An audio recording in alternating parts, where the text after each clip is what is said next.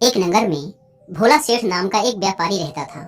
वैसे तो एक समय उसकी गिनती नगर के सबसे अमीर व्यापारियों में की जाती थी, लेकिन अब वह सिर्फ नाम का ही सेठ रह गया था। उसका व्यापार बंद होने की कगार पर आ गया था। उसके ऊपर बहुत सारा कर्ज लग चुका था। उसके दिन बहुत ही गरीबी में बीत रहे थे और उसके इस हालत का कारण उसका स्वभाव था। वह एक बहुत ही शांत और भोला स्वभाव का व्यक्ति था। वह किसी की भी बातों पर बहुत ही आसानी से विश्वास कर लेता था, इसीलिए उसे मूर्ख बनाना बहुत ही आसान था। चालाकी तो उसके अंदर थी ही नहीं, और उसके इस सरल स्वभाव का फायदा उठाकर ही लोगों ने उसे इस हालत में पहुंचा दिया था। उसके कुछ चालाक मित्र, रिश्तेदार और दूसरे व्यापारियों ने उसके खिलाफ षड्यंत्र रचे। अपनी बातों में बहलाकर उससे ऐसे ऐसे नए व्यापार करवाए जिसमें उसे सिर्फ नुकसान ही हुआ। भोला सेठ पहले तो इन सब चालाकियों को नहीं समझ पा रहा था, लेकिन अब जब वह कंगाल हो चुका था तब उसे अपनी गलतियों का एहसास हुआ। लोगों के द्वारा दिए गए धोखों का पता चला और जिन्हें वह अपना समझ रहा था उनकी सच्चाई का पता चला। अब भोला सेठ पूरे दिन अपने साथ हुए धोखों और अपनी इस हालत के बारे में सोचता रहता और खुद को कोसता रहता, जिससे अब उसके दिन बहुत ही तनाव और उदासी में बीतने लगे। घर में पत्नी से भी अक्सर झगड़े होते रहते। कर्ज वापस मांगने वालों की भीड़ रोज उसके घर में लगी रहती और वह उनसे मुंह छिपाता फिरता। एक दिन अपनी ऐसी हालत से परेशान होकर उसने आत्महत्या करने का निश्चय किया और आत्महत्या करने के लिए वह एक पहाड़ी की तरफ चल पड़ा। लेकिन रास्ते में उसे एक महात्मा का आश्रम दिखाई पड़ा। आश्रम में बहुत ही शांति और सुकून का माहौल था।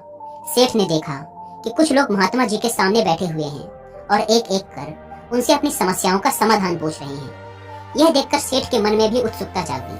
उसने आश्रम से बाहर निकल रहे एक व्यक्ति को रोककर महात्मा जी के विषय में पूछा। व्यक्ति ने सेठ से कहा, ये महात्मा अपनी बुद्धिमानी के लिए आसपास के सभी नगरों और गांवों में बहुत प्रसिद्ध है। ये अपनी बुद्धिमानी से लोगों की बड़ी बड़ी समस्याओं को आसानी से सुलझा देते हैं। ये लोगों की मन की बातों को जानने और उनके झूठ पकड़ने में माहिर हैं, क्योंकि इन्होंने मानव स्वभाव के विषय में गहराई से अध्ययन कर रखा है और उसे समझने में महारत हासिल कर रखी है। इनके लिए किसी से भी अपनी बात मनवा लेना चुटकियों का खेल है, इसीलिए इन्हें चालाक संत भी कहा जाता है। अगर तुम्हारी भी कोई समस्या है तो तुम उसका समाधान इनसे पूछ सकते हो। इतना कहकर वह व्यक्ति वहां से चला गया। इसके बाद सेठ चुपचाप महात्मा जी के सामने बैठी भीड़ के पीछे जाकर बैठ गया और अपनी बारी का इंतजार करने लगा। शाम होते होते सारी भीड़ वहां से चली गई। अंत में सेठ की बारी आई। सेठ ने महात्मा जी को प्रणाम किया और बहुत ही दुखी मन के साथ अपने साथ घटी सभी घटनाओं को कह सुनाया। महात्मा जी ने सेठ की बात पूरे ध्यान से सुनी और फिर शांत स्वर में उत्तर दिया। व्यक्ति को इतना भी भोला और सरल नहीं होना चाहिए कि वह हर किसी की बात पर भरोसा कर ले और दूसरों के कहने पर कुछ भी करना शुरू कर दे। व्यक्ति के अंदर थोड़ी सी समझदारी और चालाकी का होना बेहद आवश्यक है। चालाकी इसलिए नहीं ताकि वह दूसरों का फायदा उठा सके या उन्हें मूर्ख बना सके, बल्कि इसलिए ताकि वह दूसरे चालाक लोगों की चालाकी से खुद को बचा सके, खुद का नुकसान होने से बचा सके और दूसरे कमजोर लोगों की मदद कर सके। आज मैं तुम्हें सिखाऊंगा कि कैसे तुम लोगों से जो चाहते हो वो सब कुछ हासिल कर सकते हो। आज मैं तुम्हें कुछ ऐसे तरीके सिखाऊंगा जिनका उपयोग करके तुम लोगों और परिस्थितियों को अपने बस में कर सकते हो। साथ ही आज तुम ये भी जानोगे कि कैसे चालाक और धोखेबाज लोगों को पहचानना है और उनसे खुद को बचाना है। इस तरह से तुम एक सीधे साधे व्यक्ति से एक समझदार व्यक्ति बन सकते हो। लेकिन आज जो तरीके मैं तुम्हें बताने वाला हूँ उनका उपयोग किसी गलत काम के लिए मत करना, बल्कि खुद की और दूसरों की सुरक्षा और भलाई के लिए करना। तो अब मेरी बातों को ध्यान से सुनना। हम जिस दुनिया में रहते हैं वहाँ तुम्हें कुछ ऐसे चालाक लोग मिलेंगे जो खुद की जिंदगी चलाने के लिए भोले भाले लोगों का इस्तेमाल करते हैं। अब तुम्हें इन्हें पहचानना कैसे है? जो लोग बहुत ज्यादा बातों को समझाते हैं तुम्हें उन पर ध्यान देना चाहिए, क्योंकि ये लोग भरोसे की कमी को पूरा करने के लिए बहुत ज्यादा शब्दों का प्रयोग करते हैं। तुम्हें उन पर ध्यान देने की जरूरत है, क्योंकि वो लोग अपने झूठ से तुम्हें बेवकूफ बनाने की कोशिश कर रहे हैं। जो लोग एक ही चीज के बारे में बार बार बोलते हैं वो झूठे हो सकते हैं। ऐसे लोग बहुत से उदाहरण और जानकारी देते हैं ताकि तुम्हें उनकी बातों पर भरोसा हो सके। तुम जिस इंसान के साथ बात कर रहे हो उसका असली रंग जानने का तरीका है कि तुम उसकी बातों को दोबारा सुनो। फिर वो जिस तरह से अपनी कहानी सुनाएगा उससे तुम्हें पता चल जाएगा कि वह झूठा है कि नहीं।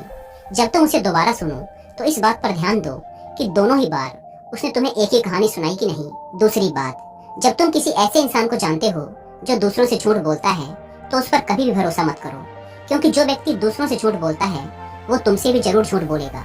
साथ ही तुम्हें उन लोगों से भी सावधान रहना चाहिए जो ये दावा करते हैं कि उनके पास पहले बहुत सारा पैसा था जो अब डूब गया है, जिससे ये पता चलता है कि जिस इंसान से तुम बात कर रहे हो वो जो कुछ बोल रहा है वो झूठ है।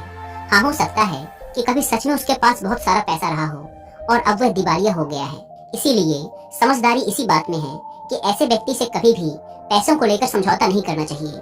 जो इंसान खुद ही पैसों को संभालने के बारे में कमजोर है, उससे पैसों के बारे में सलाह लेना अक्लमंदी नहीं है। तुम्हें नाकाबिल लोगों से भी सावधान रहने की जरूरत है, क्योंकि अगर कोई इतना काबिल नहीं है कि वह जरूरी बातों का ख्याल रख सके तो ऐसे लोग अपने व्यापार या काम को संभाल नहीं सकते। एक सच्चा समझदार व्यक्ति अपना ध्यान ज्यादा जरूरी समस्याओं की ओर रखता है, न कि फालतू के कामों में। एक बात और कि जो इंसान हमेशा अपनी बात दोहराता है और बात बात पर वादे करता है, कस्में खाता है, वो झूठा होता है। इसीलिए ऐसे व्यक्ति का कभी भी भरोसा नहीं करना चाहिए। दूसरी बात, अगर तुम्हें लगता है कि किसी भी इंसान के साथ हमेशा अच्छा व्यवहार करके तुम्हें तुम्हारी इच्छा के अनुसार परिणाम मिलेगा तो तुम गलत हो। तुम्हें ये बात याद रखनी चाहिए कि लोगों को सिर्फ वही चाहिए होता है जिसे वो कभी हासिल नहीं कर पाए। तो अगर तुम्हें सामने वाले से अपना काम करवाना है तो उसे बार बार ये भरोसा दिलाओ कि तुम उसे वो चीज दिला सकते हो जिसे वो खुद हासिल नहीं कर पाया। इसे और असरदार बनाने के लिए तुम्हें 2 नियमों पर ध्यान देना चाहिए। पहला, जिस इंसान को तुम अपने काबू में करना चाहते हो उसे वो देना शुरू कर दो जो वो चाहता है। दूसरा, उस इंसान को तुम तब देखो जब वो तुम्हारे नियंत्रण में आ जाता है। देखो कि उसे कैसे तकलीफ पहुंचती है जब तुम उसे वो देना बंद कर देते हो जो वो चाहता है।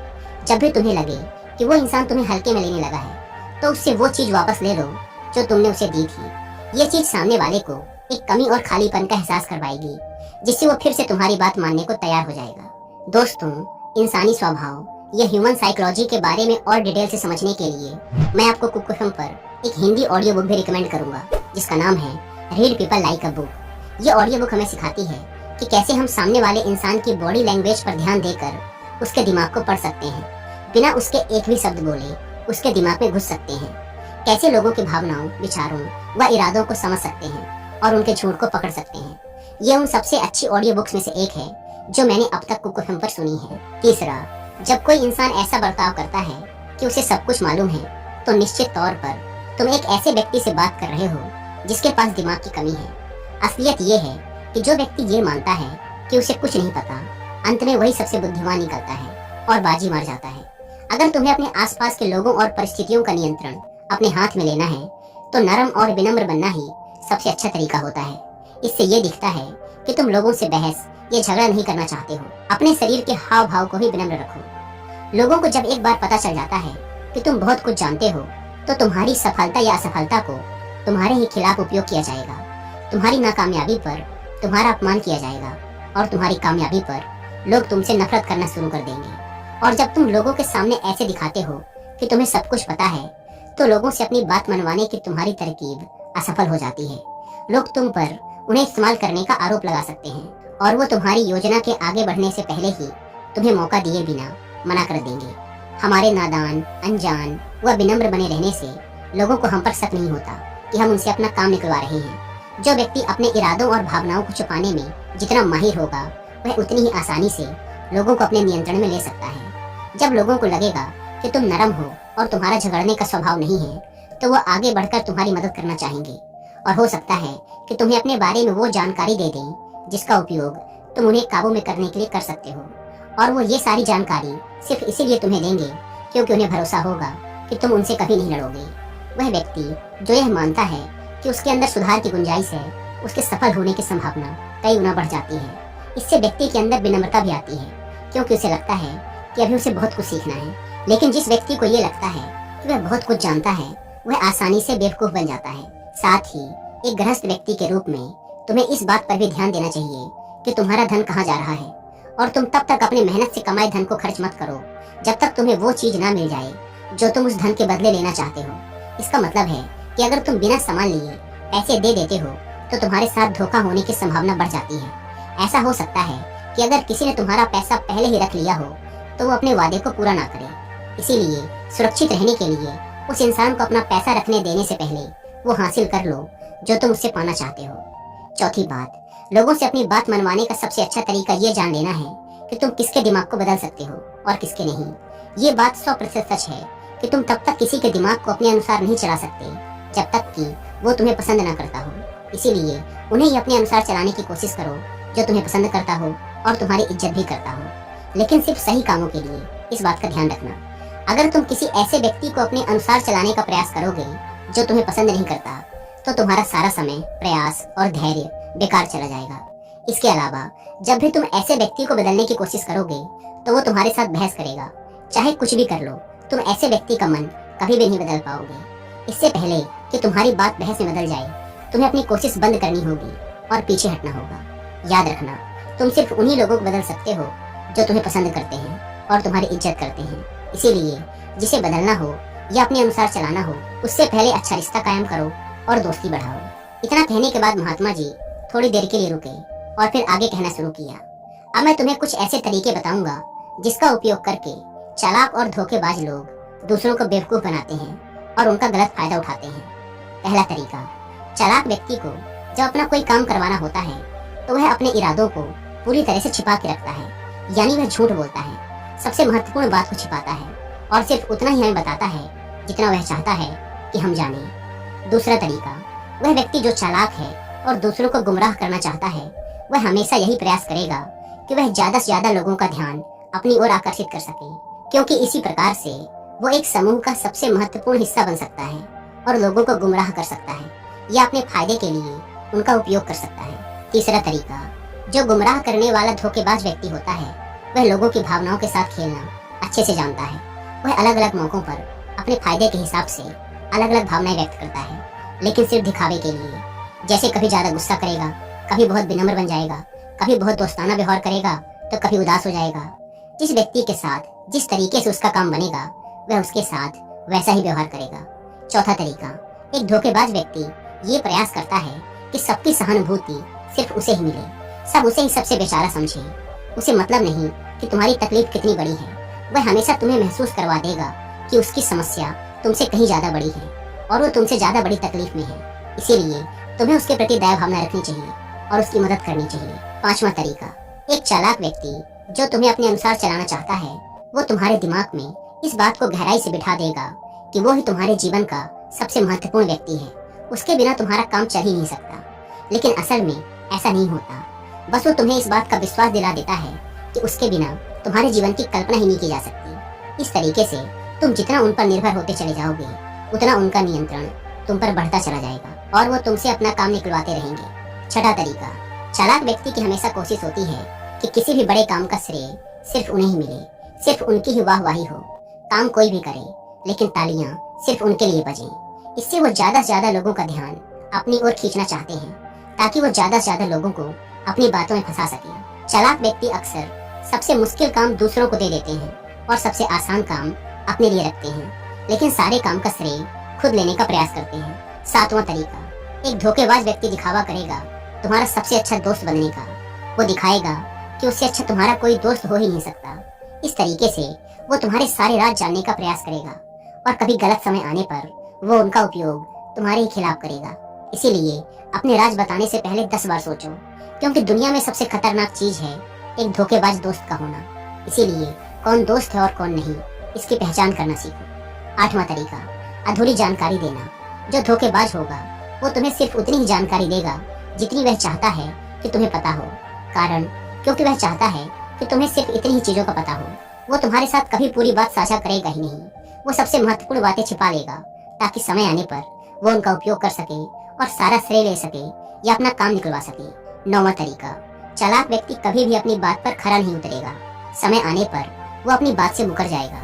अब इसका कुछ भी कारण हो सकता है, या तो वो चाहता है कि तुम्हारा वो काम ही ना हो, या फिर वो जानबूझकर ऐसा कर रहा है। ये उसके इरादे पर निर्भर करता है। 10वां तरीका, वो ऐसा दिखावा करते हैं जैसे कि उन्हें कुछ पता ही ना हो। वही सबसे ज्यादा मासूम है, हालांकि उन्हें उस समय उस घटना या चीज के बारे में सब कुछ पता होता है, लेकिन वो फिर भी तुम्हारे ही मुंह से सब कुछ सुनना चाहेंगे। क्यों? क्योंकि कल अगर उनके मुंह से ऐसा कुछ निकल गया जो नहीं बोलना चाहिए था, तो वो तुम्हारा नाम ले सके कि मुझे तो उसने बताया था। या फिर वो मासूम इसलिए भी बने रहते हैं ताकि वो जिम्मेदारियों से बच सके। ज्यादा काम जो उन्हें मिल सकता था उसके भार से बचे रहें। वो जानबूझकर ऐसा करते हैं ताकि कोई उन पर ध्यान न दे और वो बड़े कामों से बच सके। 11वां तरीका, दूसरों की तरफ उंगली उठाना या फिर दूसरों को दोष देना। चालाक और धोखेबाज व्यक्ति चाहेगा कि उसके हाथ हमेशा खाली रहें, मतलब कि उसे कोई मेहनत या जिम्मेदारी वाला काम ना करना पड़े। इसीलिए वो दूसरों की तरफ उंगली करते रहते हैं कि मुझे ये काम अच्छे से नहीं आता, उसे अच्छे से आता है। या फिर दूसरी स्थिति ये आती है कि कहीं उनकी पोल खुलने वाली होती है या उनकी इज्जत पे बात आ जाए, तब भी वो अपनी गलती का दोष दूसरों पर ही डालते हैं। 12वां तरीका, एक गुमराह करने वाला धोखेबाज व्यक्ति हमेशा झूठी तारीफ करेगा। वो वही बोलेगा जो सामने वाला उसे सुनना चाहता है, और वो ऐसा तब तक करेगा जब तक उसका काम नहीं निकल जाता। उसके बाद वो उसी व्यक्ति की लोगों के सामने बुराइयां करेगा और उसकी कमियां गिनाएगा। 13वां और आखिरी तरीका, वो तुम्हारे निर्णयों पर अपना नियंत्रण रखने का प्रयास करेगा। सबसे पहले एक धोखेबाज और चालाक व्यक्ति तुम्हारा सबसे अच्छा मित्र या हितैषी बनने का प्रयास करेगा। उसके बाद जब उसे भरोसा हो जाएगा कि तुम उस पर आंख मूंद कर विश्वास करने लगे हो, तो वो तुम्हारे निर्णय खुद लेने का प्रयास करेगा और तुम्हें यह महसूस करवा देगा कि जो निर्णय उसने तुम्हारे लिए लिए हैं वही निर्णय तुम्हारे लिए सबसे फायदेमंद है, जबकि अंत में इसका फायदा सिर्फ उस चालाक व्यक्ति को ही मिलने वाला है। तो ये थे वो तरीके जिनका उपयोग करके तुम लोगों से अपनी बात मनवा सकते हो और चालाक व धोखेबाज लोगों की पहचान करके उनसे बच सकते हो। भोला सेठ को अब अपने सभी प्रश्नों का उत्तर मिल चुका था। उसने इस अनमोल जानकारी के लिए महात्मा जी का धन्यवाद किया और अपने घर वापस लौट गया। दोस्तों, उम्मीद है कि आपको ये वीडियो पसंद आई होगी।